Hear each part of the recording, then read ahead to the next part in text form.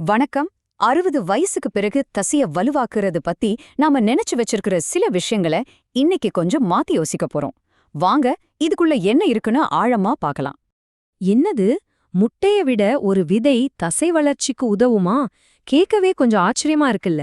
ஆனா இப்போ வர சில அறிவியல் ஆய்வுகள் அதான் உண்மைன்னு சொல்லுது. இது எப்படி சாத்தியம்னு யோசிக்கிறீங்களா? வாங்க உள்ள போய் பாப்போம். இது ஏதோ 1-2% வெறும் 12 வாரத்துல 8% மெலிந்த தசை அதிகரிப்புனா அது எவ்வளோ பெரிய விஷயம் பாருங்க. நிஜமாவே இந்த முடிவுகள்ல எவ்வளவு உண்மை இருக்குன்னு தெரிஞ்சுக்க ஆராய்ச்சியாளர்கள் 2 தடவைக்கு மேல சரி பார்த்தாங்களாம்.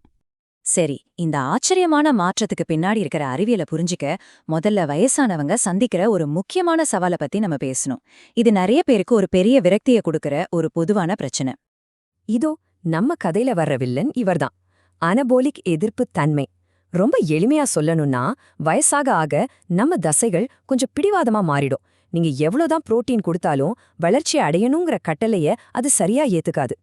இதுதான் இங்க முக்கியமான பாயிண்ட். நீங்க எல்லாம் சரியா பண்றதா நினைப்பீங்க, ஆனா உங்க உடம்புக்குள்ள நடக்கிற இந்த விஷயம் உங்களுக்கு எதிரா வேலை செய்யும். இது உங்க தப்பில்ல. வயசாகிறதுல இது ஒரு இயல்பான பகுதிதான். ஆனா இதுக்கும் ஒரு தீர்வு இருக்கு. இப்போ நாம தீர்வுக்கு வருவோம். இந்த அனபோலிக் எதிர்ப்புத்தன்மையே எதிர்த்து போராட நமக்கு உதவ போற 5 சக்தி வாய்ந்த விதைகளை பத்தி ஒரு கவுண்டவுன்ல பார்க்கலாமா? வாங்க ஆரம்பிக்கலாம். நம்ம பட்டியல்ல 5வது இடத்துல வர்றது பூசணி விதைகள். பார்க்க சின்னதா இருந்தாலும் இது பண்ற வேலை ரொம்ப பெருசு. பூசணி விதைகள்ல வெறும் புரோட்டீன் மட்டும் இல்ல, அது மெக்னீஷியத்தோட ஒரு புதையல். 60 வயசுக்கு மேல நம்மள பலருக்கு மெக்னீஷியம் குறைபாடு வருது. இதனாலதான் தசை பலவீனம், தசைப்பிடிப்பு எல்லாம் ஏற்படுது. வியனால நடந்த ஒரு ஆய்வுல மெக்னீஷியம் வயசானவங்களோட கீழ் உடல் வலிமைய அதிகரிச்சதா கண்டுபிடிச்சிருக்காங்க. அது மட்டும் இல்லாம நல்ல தூக்கத்துக்கும் இது உதவுது. நல்லா தூங்கினாதான தசைகள் தன்னைத்தானே சரி பண்ணிக்கும். அடுத்ததா 4வது இடத்துல இருக்கு ஆழி விதைகள். இது வேலை செய்யற விதம் கொஞ்சம் வித்தியாசமானது, ஆனா ரொம்ப முக்கியமானது. ஆளி விதைகள் நேரடியா தசைக்கு வேலை செய்யாம உங்க உடம்போட உள் சூழலை சூப்பரா மாத்துது. அதாவது உங்க குடல் ஆரோக்கியமா இருந்தாதான் நீங்க சாப்பிடுற புரோட்டீனை உடம்ப நல்லா உறிஞ்சிக்க முடியும்.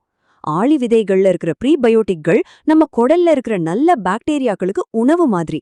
அதனால புரோட்டீனை சரியா பயன்படுத்திக்க உடம்பு தயாராகுது. நம்ம கவுண்டவுன்ல 3வது இடத்தை பிடிக்கிறது சூரியகாந்தி விதைகள். இத உங்க தசைகளுக்கான ஒரு பாதுகாவலன் மாதிரி நினைச்சுக்கோங்க. வயசாக ஆக நம்ம செல்களுக்கு சேதம் அதிகமாகும்.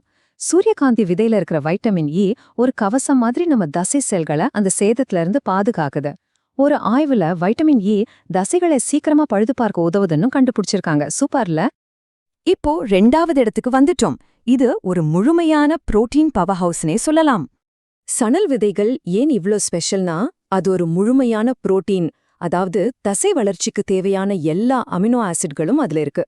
அது மட்டும் இல்லாம வயசு ஆக ஆக ஜீரண சக்தி குறையும் போது இது ரொம்ப எளிதா ஜீரணம் ஆகும். அதனால வயசானவங்களுக்கு இது ஒரு சரியான தேர்வு.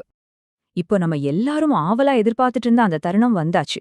இந்த கவுண்டவுனோட உச்சகட்டம். இந்த விதை அந்த அனபோலிக் எதிர்ப்புத்தன்மையை நேரடியா தாக்கி அதை மாற்றி அமைக்கக்கூடிய ஒரு சக்தி வாய்ந்த விதை.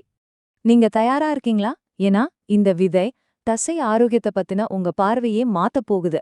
அந்த நம்பர் 1 விதை என்னவா இருக்கும்னு ஏதாவது யூகிக்க முடியுதா? ஆமாங்க, நம்ம எள்ளுதான் அது. இந்த சின்னதா சுலபமா கிடைக்கக்கூடிய எள் விதைகள் வயசானவங்களோட தசைகள்ல ஒரு மிகப்பெரிய தாக்கத்தை ஏற்படுத்துது. இது எப்படி வேலை செய்துங்கிறது தான் இதோட ஸ்பெஷாலிட்டி. எள் நம்ம தசை செல்களுக்குள்ள இருக்கிற எனர்ஜி பவர் ஹவுஸ தூண்டிவிட்டு அதிக ஆற்றலை உற்பத்தி பண்ண வைக்குது. அதோட மூளைக்கும் தசைகளுக்கும் இடையிலான தொடர்பை வலுப்படுத்துது. இதனால ஒவ்வொரு அசைவும் இன்னும் திறம்பட நடக்குது. கியோட்டோ பல்கலைக்கழகத்தோட சமீபத்திய ஆய்வு எள்ளோட சக்திய ரொம்ப தெளிவா காட்டுது. எள் சாப்பிட்ட 60 வயசுக்கு மேல உள்ளவங்களோட கீழ் உடல் வலிமை, நடை வேகம், ஏன் ஒரு சேர்லேருந்து சுலபமா எந்திரிக்கிற திறன் கூட அதிகரிச்சிருக்கு. இது வெறும் உணர்வில்ல, அறிவியல் பூர்வமா நிரூபிக்கப்பட்ட உண்மை. இத உங்க அன்றாட வாழ்க்கையில சேர்க்கறது ரொம்ப சுலபம். ஆனா மெதுவா ஆரம்பிக்கிறது ரொம்ப முக்கியம். முதல்ல ஒரு டீஸ்பூன்ல ஆரம்பிச்சு அப்புறமா 2 டீஸ்பூனா அதிகரிங்க. நல்ல ரிசல்ட் வேணும்னா இதோட சேர்த்து சின்ன சின்ன உடற்பயிற்சிகளையும் செய்யணும். ஞாபகம் வச்சுக்கோங்க, விடாமுயற்சி தான் ரொம்ப முக்கியம். சரி, இவ்ளோ நேரம் நாம பேசினதிலிருந்து நாம கத்துக்க வேண்டிய முக்கியமான பாடம் என்ன? நாம நினைக்கிறத விட இது ரொம்ப ஆழமான ஒரு விஷயம். இந்த ஒரு வரி எல்லாத்தையும் அழகா சொல்லிடுச்சு. நீங்க எவ்ளோ புரோட்டீன் சாப்பிடுறீங்கன்றது மட்டும் முக்கியம் இல்ல, உங்க உடம்பு அந்த புரோட்டீனை எவ்ளோ திறமையா பயன்படுத்துதுன்றது தான் ரொம்ப முக்கியம். நாம பார்த்த இந்த விதைகள் அந்த திறமையை அதிகரிக்க நமக்கு உதவுது.